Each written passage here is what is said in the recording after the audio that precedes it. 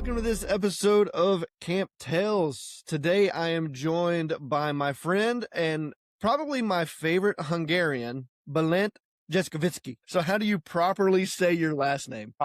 It's Jezsoviczky. That's the last name. Jezsoviczky.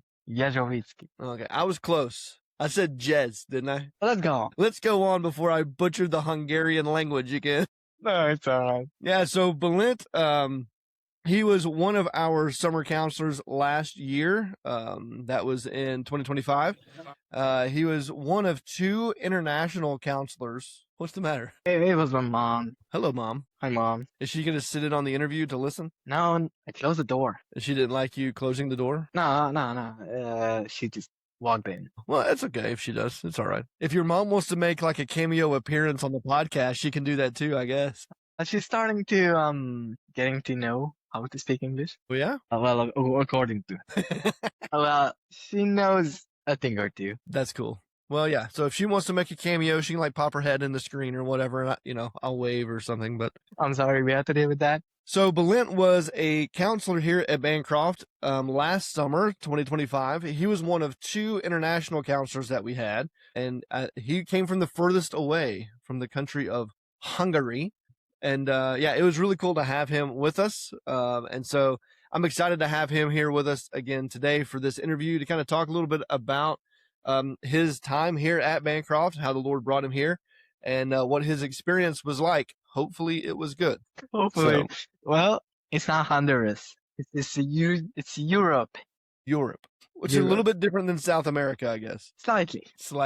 All right. So, Balint, before we get into some of our regular interview questions, I've got some icebreaker questions for you. Okay. And so I like these to kind of be off the cuff. I just want to see what you come up with, and it allows our listeners to be able to get to know you maybe a little bit better. Here's the first one. Should be easy. Okay. Okay. Because this is specifically for you and for your nation. Okay. And for your country. Here we go. Who is the most famous Hungarian? Right now? Other than you. Oh, man. I don't know then. Who is the famous one? Who is the most famous? What? I've never been asked this question. I think it has to be some kind of communist party. What? It has to be a communist party leader? Is that what you said? Yes, I think they are commonly known. Or which most famous. It doesn't depend on anything. No, yeah, it doesn't have to be political. Just who's the most famous Hungarian, at least that you know. Let's go there. I have no idea. My ancestors are turning in their graves, so who could it be? All right, so according to Google, I'm going to butcher these names, by the way, too. All right. So in sports, okay, one of the most famous Hungarians is Ferenc Puskás. You know who that is? It was that's probably good for the most famous one. Okay, so you know him. What does he do? He played football. European football. So soccer? European football. It was around 1950 that I think it was a captain of, the team was called Golden Team. And so, well, he was really on its peak, on its prime. So it was really good. And well, I don't know what caused the fall of it, but it didn't last long. Interesting. So just so you know, okay, this guy, Puskás, there is a annual FIFA Puskás Award that is given out for the year's most beautiful goal. I kind of hate playing football, so, well, I didn't know that. You didn't know that. Okay, so here's fun. Okay, here's a good one, really. In Hollywood and arts, okay, one of the most famous Hungarians was Harry Houdini. Did you know that he was Hungarian? Who is that? You don't know who Harry Houdini is? The famous, escape artist, magician? I had no idea. Nice. There you go. His original name was Weiss Eric, or Eric Weiss. Eric Weiss.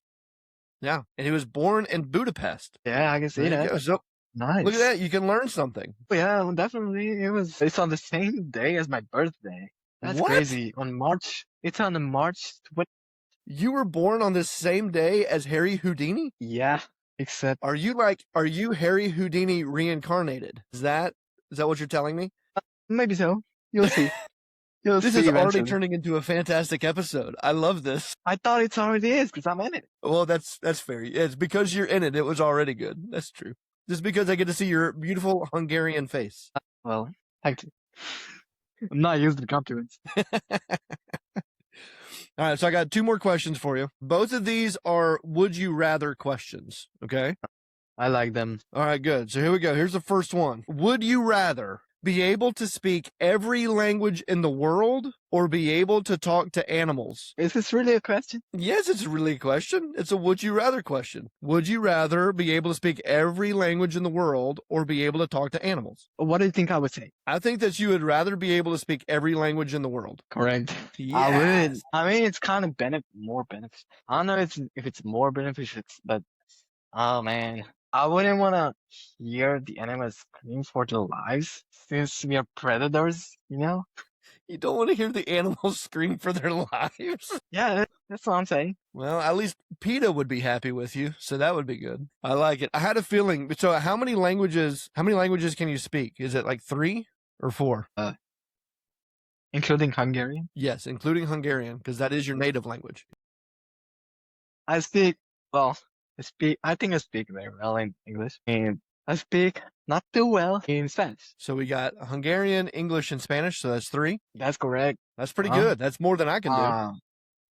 It's crazy. I have no idea why I'm speaking Spanish, but it's beneficial. Hey, again, that's more than I can do, so I can't blame you for that. Well, you're about to learn some Hungarian, I guess. All right, here's another one. Yeah. This one's gonna be tough. Would you rather be 12 inches tall or 12 feet tall? 12 inches is a feet. Yeah. Would you rather be 12 inches tall or 12 feet tall? Man, I have no idea. You know the posts in volleyball? The what in volleyball? The positions. Yeah. I play a libero. And okay. Yeah, I'm short. Kinda. I'm around 5'10", 5'11". Okay. And so I play a libero, but there are a couple of guys who are like shorter than I am. But I play much better than them, so I like it. So well, I would probably stick to what I have. So I would probably be 12 inches. So I'm you'd not rather be a sure. foot tall? I'm not sure. 25 feet is how big is 25 feet? How big is what? How big? How many did you say? On 12 inches. 12 inches or 12 feet. 12. So there's so either you're gonna be like 24 this big. So either you're gonna be a foot tall or you're gonna be like 12 feet tall. Oh man. I feel like if you play volleyball, 12 feet would actually be pretty helpful because then you could just spike it down on people's heads. I don't even have to jump. Exactly. You're just gonna stand there and just whack it back down on people's faces. This is a hard question. I don't know, but if it was in between like 10, that's so you'd rather be 10 feet tall than 12 feet tall. Is that what it is? Yeah. I mean, I love it. I love it. All right, man. So let's get into some of these interview questions here. All right, just so that we can have our listeners kind of learn a little bit more about you and about your time here at Bancroft. So Balint, tell us a little bit about yourself. Tell us a little bit about obviously where you're from. We know you're from the country of Hungary, but tell us a little bit about what that is like, and tell us what you're currently doing. Yeah, absolutely. So my name is Balint Jesoviczky, and hello, Mom. And I'm a student right now, a 12th grader. And I'm just finishing up with school and I'm graduating. I had an exam right today. It was crazy. Also, I already applied to university and we'll see how that goes. And I was born in Budapest, which is the capital of Hungary, and I live in the agglomeration of the capital. And it's really nice. What else? What else is there? Where did you said you applied for university. Is the university that you applied for, is it in Budapest? Yeah, it is. Oh, I'm 19. I forgot to say that. You're what? 19. 26. 19 years old, right? Wow. That's pretty good. And that means you were a counselor here when you were 18 years old. So you had, that's right. You were actually still obviously you hadn't graduated from high school yet. No, Just not because yet. I think the schooling over in Europe is different than the way it is here, the way it's set up, right? Yeah, yeah, it is. Well, I actually had to finish early, so I had to do a certain type of document. So you know, they would let me go. It was just slid under the table. No, I'm kidding. But I had a hard time, or not really a hard time, is a little bit complicated to go to Bangkok. It was just the visa and the application and all this. And so upon that, all the struggles in school, it was crazy. And I remember I had a test. It was almost right before I left. So it was this week. It was whatever week this was, because I went out 23rd of May last year. And so that was a Saturday. And on Thursday, I had a test. So that was crazy. So tell us a little bit then. Oh, okay. So you're in Budapest. You're born and raised there, right? Finishing up school, hopefully within the next month, give or take, graduating from high school, and then you already applied to university, so you're waiting to hear back, I guess, to whether or not you've been accepted to that. Is that correct? Yeah, it's correct. Well, the deadline was like 3 months ago. It's a little bit of a gambling because you have no idea how many points are you gonna get, but it's So you really just have to you basically just have to sit back and wait to see how you did. Is that right? well, kinda, but you have to study. Gotcha. And have you been studying? Maybe just a little bit, not much. You don't need to study. You're that brilliant already, right? I already know everything Except you didn't know that Harry Houdini was a Hungarian, but it's all right. except I know everything except the things I don't know. You know everything except for the things you don't know. That's genius. I'm telling you, it's I right. love it. I love it. All right. So again, so born and raised in Hungary, in school. So how in the world did you, being in Hungary in high school, those kind of things, how in the world did you get from there to being a counselor at Bancroft last summer? Walk us through kind of what that process was like for you. January 2025. We had this opportunity to go out to the US, specifically New York, for a week. And I already knew that my brother was uh there for, well, the same reason as I was. He was also a counselor in Indiana. And well, I thought, okay, that week cost a fortune. What if I could just pay half the price and stay there for like 3 months? And so that's what I did. I applied to Camp Leaders, which is like an organization that helps young people go out and well, to do counselor stuff. It's helpful. And well, I applied. And so I applied to 50 uh camps. It was kind of a devastating process. Is I got declined over and over again, and I had no idea. Okay, what's going on now? And I said, okay, I can't keep this up. I gotta do something, and I did it.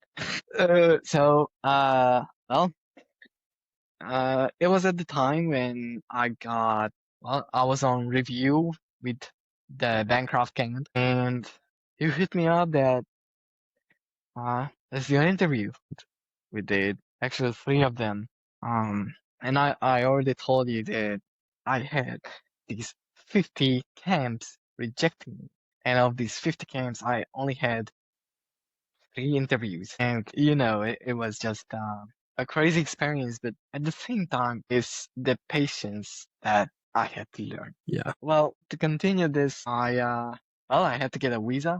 I had to get certain types of document. I still have it here. It's a nice bag. So yeah, that's basically what what the process was. Yeah. So the organization was called Camp Leaders, right? And basically what that is, like you said, it's an organization that allows international students to be able to travel to the United States for camp ministry or to be able to work as camp counselors. So it can be more than camps though, right? Yeah, of course. Well, I think there are so many camps, and there are so many of them that are not on camp leaders, of course, because they are just not. They're probably not interested in foreign exchange visitors as I was. So, well, I think from year to year, it's about 10 people who go out as counselors, and it's just the amount of people who work at camps. Yeah. You said annually it's close to 300,000 international students that Yeah, go that's out and work at camps. yeah. Yeah, like That's I mean that's an incredible number. And I think, for us, at least in America, thinking about just camp ministry as a whole, the different types of camps that we have. And again, they don't all have to be Bible camps. They can be sports camps, they can be, was it 4-H camps, like any kind of camp that's out there. Camp leaders and with other organizations as well, provide these opportunities for international students to get their visas and to come and work at these camps, which is an incredible thing to think about, And so for us last year, we were really struggling with trying to get some guy counselors. And so we looked into camp lead, yeah, and so we got stuck with you is what it was. No, like we were struggling getting some guy campers. And so, we looked into that organization, Camp Leaders. And, you can filter and look for certain kind of things, as you kind of go through it. But yeah, you came up and looked through your profile. And I was like, hey, this guy might be a decent fit. We'll have to try him out here. And so that's when, I scheduled the interview with you. And like you said, we had 3 interviews? Yeah, I said that. Yeah, I think it was 3 interviews before I actually sent you the invitation, I guess, to come and work for us here at Bancroft, right? Well, it was probably the second one. The third one was just a talk, Okay. Just to kind of get to know each other a little bit more. as far as I remember. Now, something that was crazy that you said was that you had applied or had sent your information to 50 camps. Is that right? Yeah, that's right. But you had only gotten 3 or 4 interviews out of that 50? Yeah, basically. Yeah. And so all the other ones were basically just, you got a rejection letter, didn't even set up an interview, just like, nope, you're not for us, and kind of moved on. That's right. That's basically what happened. Well, some of them just canceled or didn't even have the interview. I had one time, I was still in school and I had a class, and I said, okay, I'm gonna have an interview right now, and they didn't show up. Oh no. That Now, I remember interesting. talking to you in one of our interviews where you told me that you had applied to like 50-ish camps. So like what was that like for you? I guess. I mean, this could probably sound terrible, but that's a lot of rejection. I'm used to it. You're used to it. I'm kidding. I'm totally kidding. No, but I do. Like I remember talking to you about that, and like again, that's a lot of rejection, and you were pretty discouraged because of all that, right? I mean, if you remember that way, I would probably agree. Is I kind of lost all the hope by then, and so okay, what if this guy is gonna reject me as all the rest? There was something different about this person. Actually, the second interview, it was just, and I actually remember your son participating, because we had him, and it was, who's gonna do it? Who does such thing? And I thought, okay, this is what I call a familiar guy. I like it. That's awesome. I love that, man. And I think I think when you and I were having those conversations in those interviews, like I think for me, like I sensed your heart, of what you wanted to do, and like your desire not just to come to America, but like to have an opportunity to serve the Lord in a way that was going to really push you out of your comfort zone. Because I think too, like in talking with you, there was some maybe even some self-confidence issues, maybe that you were having, and maybe that stemmed from the amount of rejection that was there. Maybe so. I would probably agree with the fact, and you stated this fact over and over, I think, because you saw there's something going on here, and it's a later on story, but I was pretty discouraged because of that, and I didn't quite believe that you would hire me, and I just didn't think that way. And after this 50, the idea of pushing to the next one is kind of shifted into something pessimist. And for the record, I hate people who are like that, but it just shifted into this kind of belief. And after that you hired me, I said, what am I doing? That's not how am I supposed to think, because I'm hired and it's all said, almost all said, but it's set up. Yeah.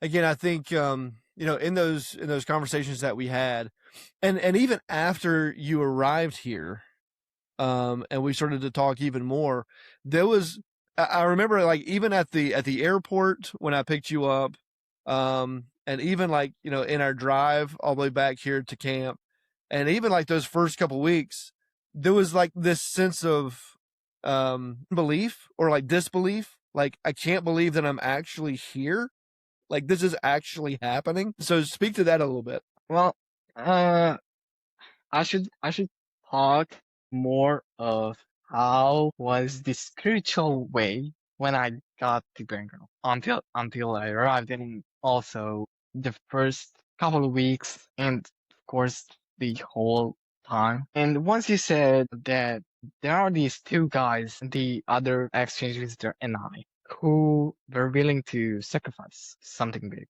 and I remember it well. Well, I was just, I didn't quite understand it, because that's not how I saw it at all. Because I knew I was gonna go back. Well, at least I was hoping so.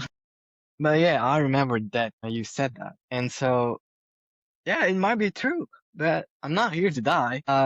Okay, so starting off, I didn't think of it as such journey that's gonna change my life. I mean, it did, but it was until I got to the airport and I had to say goodbye to my mom for 3 months. And until then, there was not a tear. And when I said goodbye to my mom, I just broke down in tears totally, and I was crying the whole time until I arrived to Knoxville. It was, I don't know. I've kind of felt the exhaustion from crying, cause it was really weird. Also, I couldn't believe it. As you said, it all felt like a dream. Yeah, I thought about it. Is it a dream? Because it sometimes felt like that. It totally felt like that.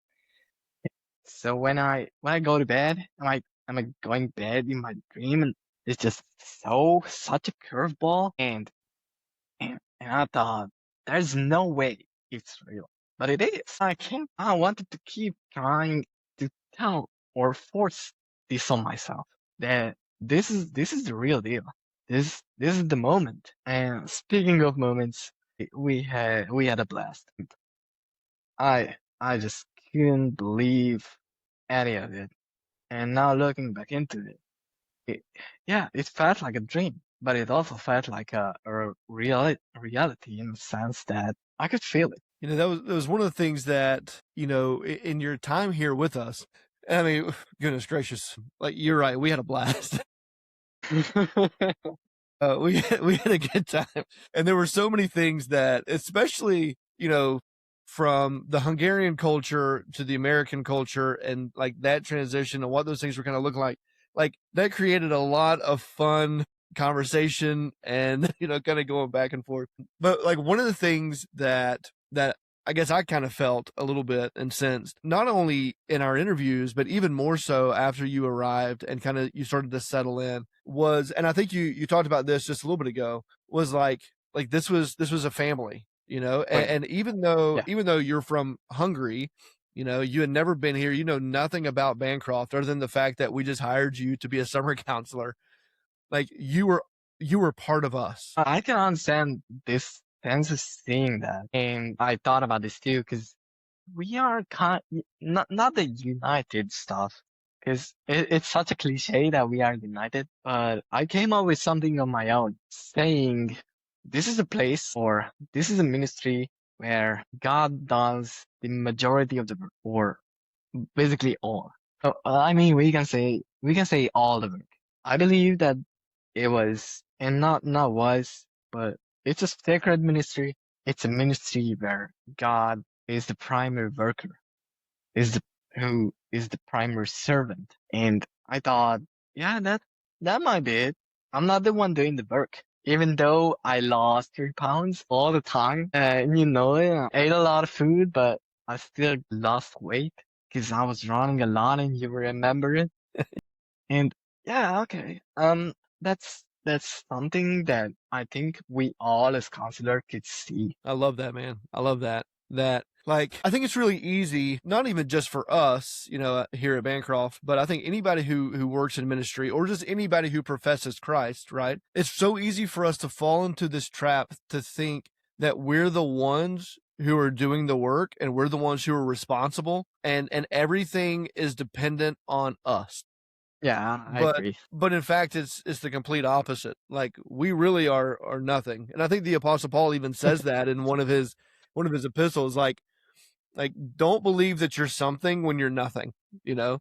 And the fact is, like, I think God puts us all in situations purposefully where we have to become dependent on Him for everything, to where we come to that realization, just like you were talking about, where, like, He's the one doing all the work, like, He's the one who is, like, giving me the strength to get up to do whatever it is. He's the one who is, blessing the work of my hands. He's the one who's bringing about the results. Like, He's the one doing all of this, He just, for some reason, He just chooses to use me as a vessel. You know what I'm saying? And I agree. I think last summer I felt like all of us kind of either we already had that understanding going into it, or we developed that understanding as we went through, because there were a lot of things Oh that yeah, happened last summer that really did require all of us just to be like, Lord, you're going to that's have to true. handle this. That's true. Like, it was a great summer, but it was a hard one, You know, this phrase gives me the ick. What do you mean it was hard? You guys were all over just hard, hard, hard. It was just difficult week. And so I thought, what? I can't compare it to anything. I just got here, and I don't see what the easier way would have been. And it might have been hard, but I just couldn't compare it. So when we say something that's hard, there has to be something easier than that. And I had no idea what was easier in the first place. So you couldn't compare that. You couldn't compare the difficulties to anything else because you didn't really know what to compare it to. Is that right? Yeah, that's right. But I mean, like, so, like, last summer, like, we had some health issues, through some of our counselors, whether through injury or just, personal health struggles, that they were having. There were moments where it felt like counselors were, like, dropping like flies, and we were having to, like, jump in and just kind of do whatever it took, right, to kind of get it done, But again, like what we were talking about, I think that's where, God on a regular basis puts us in those positions so that we come to that realization that it's really not about you, it's not about me, but it's the Lord doing the work. One of the things I was praying about even just this morning was, like, Lord, this is your ministry, it's not mine. It's not. I like it. I like it. Yeah, what I'm saying? Like, it's His ministry, and so I need you to do the work of your ministry. So you're basically saying that you possess this and you have the authority to do whatever you want with it.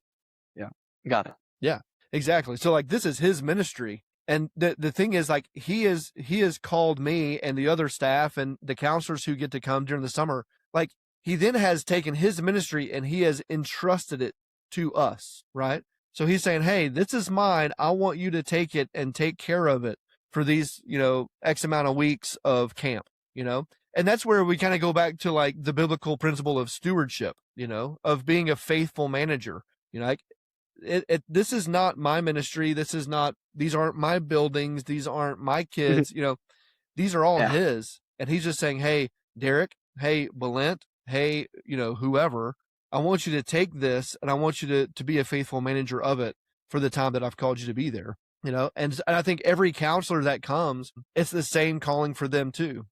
God has called each and every counselor that comes to be a faithful manager of what He has entrusted to them, whether that is a ministry, whether that is a cabin full of kids, whether that is, game programs, like, whatever it is. He's saying, this is mine. I'm giving it to you to take care of and to be responsible for.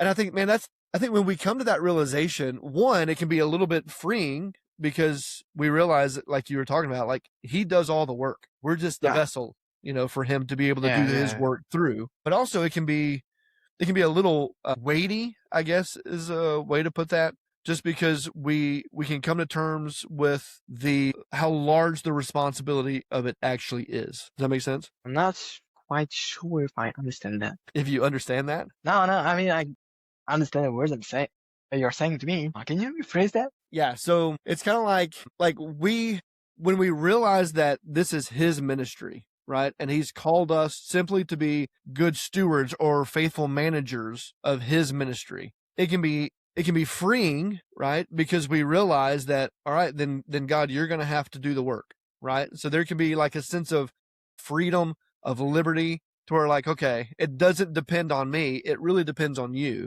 right? But also it can be like a heavy weight on our shoulders because we realize what he is actually, like what we are responsible for, right?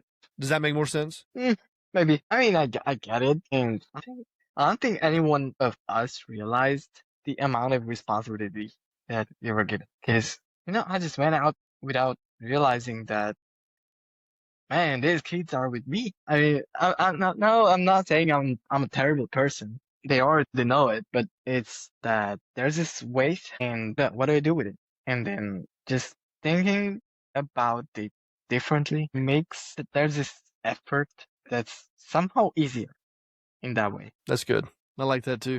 So talk to me a little bit again about your time here, okay, at Bancroft. So whenever you came, you served as a summer counselor.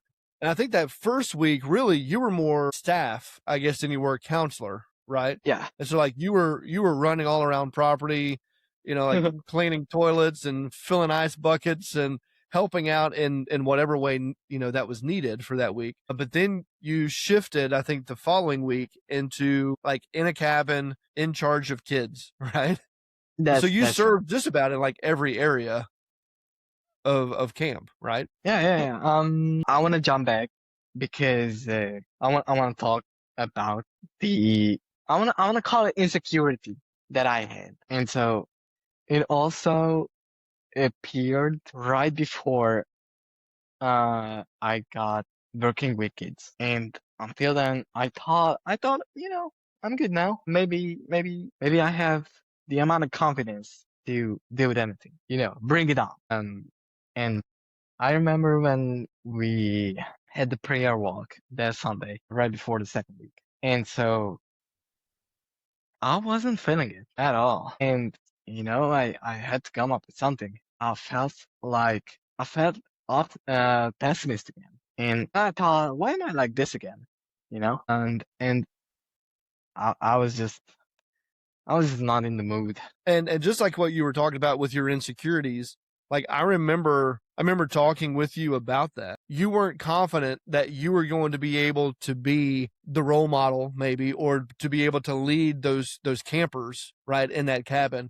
And you were like, I can work all day. Like I can be the hardest worker that's here, but now I actually have to be responsible for kids. And I don't know if I could actually do that. But I thought it was funny just because when we look at ourselves, so often we look at ourselves as incapable of doing things, depending on what it might be. I think many times. But when other people objectively are watching and observing who we are, the way that we live our lives, those types of things, they see things in us that we don't see in ourselves, And so like, even with you, you were getting ready to make that transition to be in a cabin and in charge of kids, and you were scared, and there wasn't a whole lot of self-confidence that was there, you didn't think that you were going to be able to do it. But I was fully confident that you were going to do a great job when you were in there, just because of your personality, just the way that I could tell how much you cared. And I think that was probably the biggest thing.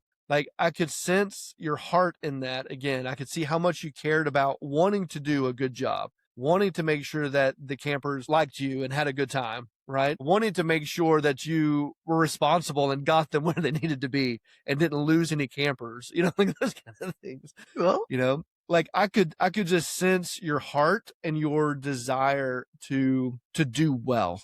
you know. And so for me as the director, I had confidence that you were going to be just fine because I could sense your heart in it. Does that make sense? Oh yeah, absolutely. I don't think I realized any of that. I mean, am I insecure or not? Well, it turns out I was. And I remember going to your mom's place one time. And I was going with you, and we talked about this. And your wife was also there.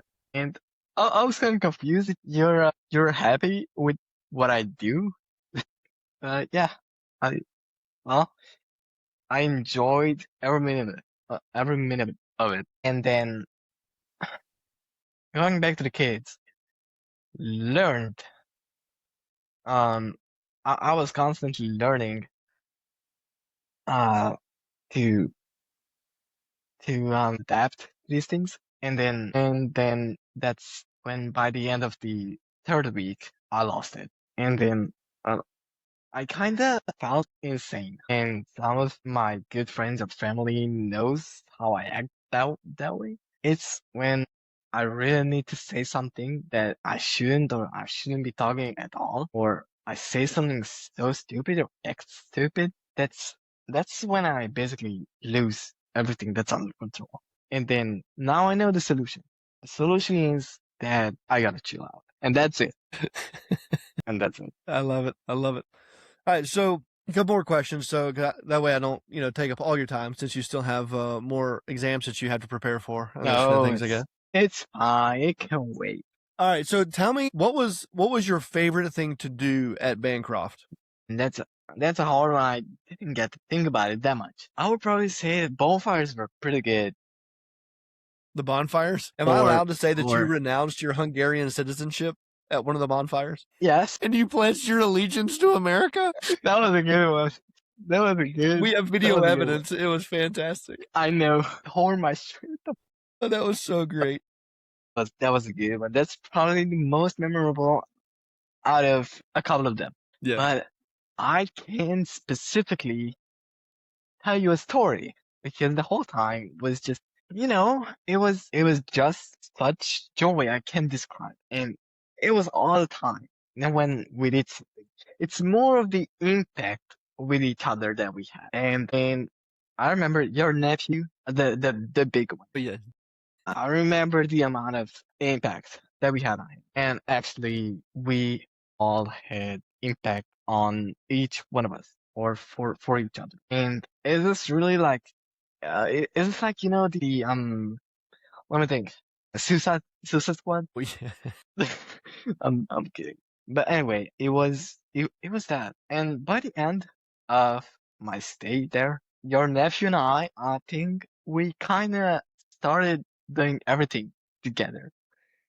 Like it was not a question by then that we're gonna go to the same church with each other and love you. Yeah, I just said to you. And he became more talkative and more outgoing. And I said, that's not the guy I met on May 24th, 8 p.m. or whatever. When you walked into the room with the guy, oh no, they walked on us, and it was just a whole lot of mess. It was crazy, and he didn't even say hi. And then I was like, oh, well, what's with the big guy? Come on. And uh, the other guy, um, the other exchange visitor uh was with me in the other room. And he just started asking me questions. And I told him earlier about this. When we talk, because sometimes we do talk with each other, and so I said, "Okay, man, I gotta be honest with you. I couldn't stand that you couldn't shut your mouth. Like, let me settle down." Yeah, it was a funny one, because he just started asking me questions over and over again. And I'm like, do I really need to say it, or am I just gonna answer all of it? Because I have kind of like no choice but to be nice and answer all the stupid questions we have. No, no. But it was crazy. It's one of the things that I really loved, I think, about last summer too, was like all of the counselors were from such different backgrounds. But yeah, that's what I liked really good. Yeah, I thought that was just so crazy. But what I loved about it was that even though everybody was coming from such different backgrounds, especially by the end of the summer, you guys were so close knit. Like you guys were so connected. Yeah. And reflecting back on last summer, JT and I, in our main podcast, the Stop and Consider podcast, we did an episode talking about like the community of God, right? Or like the body of Christ, and just talking about community. I sit back and I look and I think of all these different people from different countries, from different parts of the United States, from different backgrounds, but we're all one in Christ. And because of that thread of the Holy Spirit in each and every one of us, as followers of Christ, it allows us to be able to come together, right?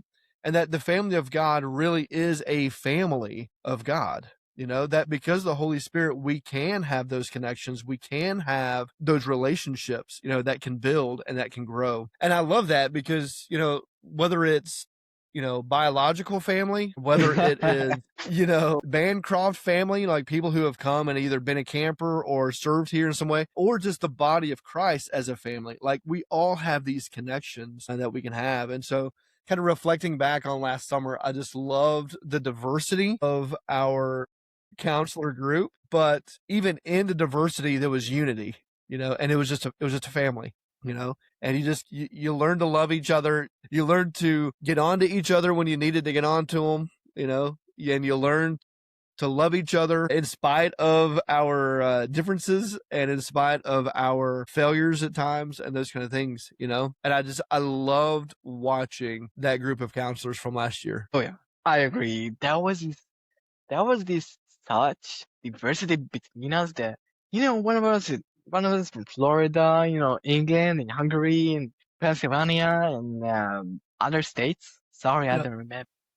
Yeah, man, we might be totally different people. And I mean, just look at me. We somehow found a way to not just love each other, but try to connect with each other in a certain way that was beneficial and it served the purpose of growing together. And so when we were a team, and I think it really showed off during I think especially teen week. And man, I really like that we can just go to each other and say whatever. Cause I saw the girls having sessions one time, and I said I like it, cause they're not being judgmental about or towards each other, and we also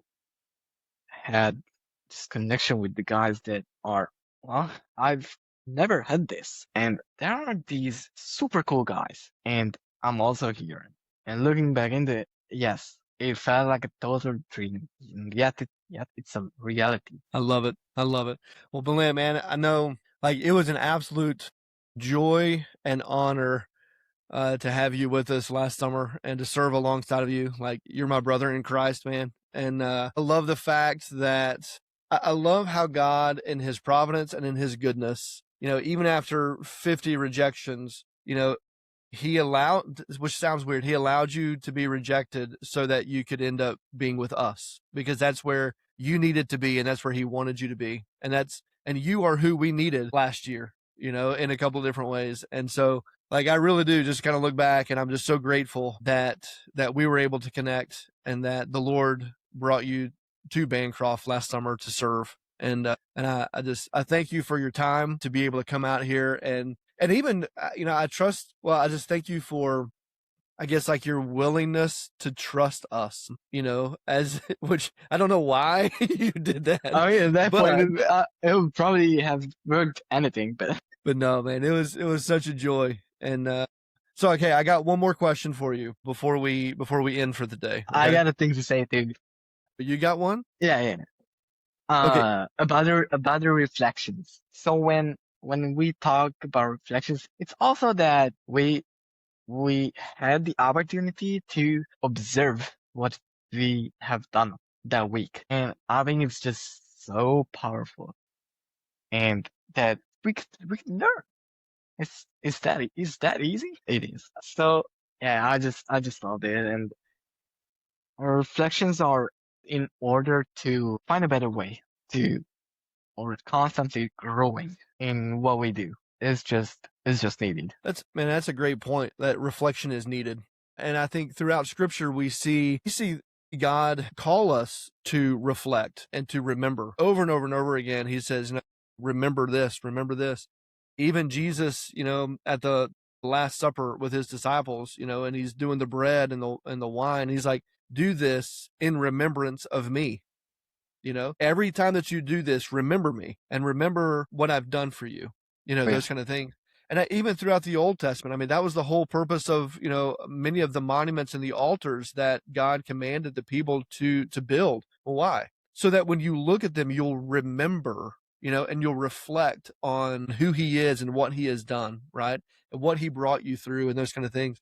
So yeah, man, I agree 100% about the importance and the necessity to take time to reflect, to remember, those kind of things, because in doing that, it helps us be able to see God for who he is. It allows us to be able to see his mighty works and what he's done, not only for us, but also in us, right?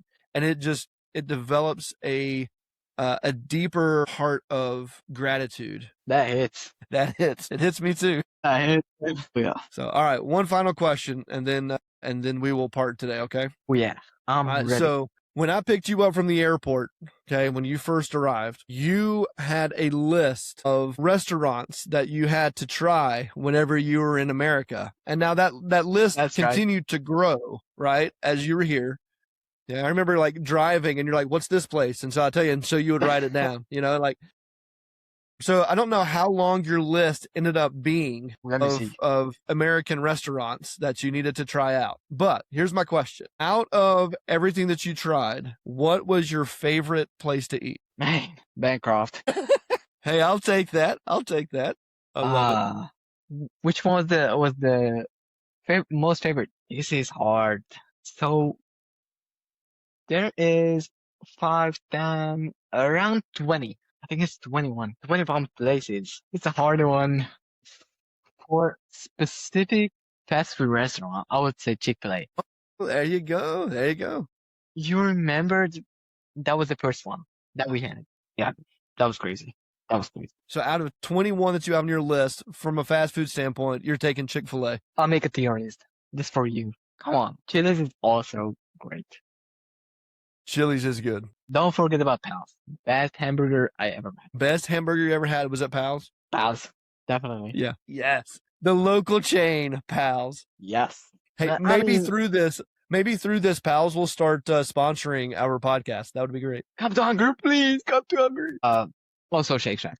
My brother loves Shake Shack. Really? The bun is it's good. It's good. Yeah.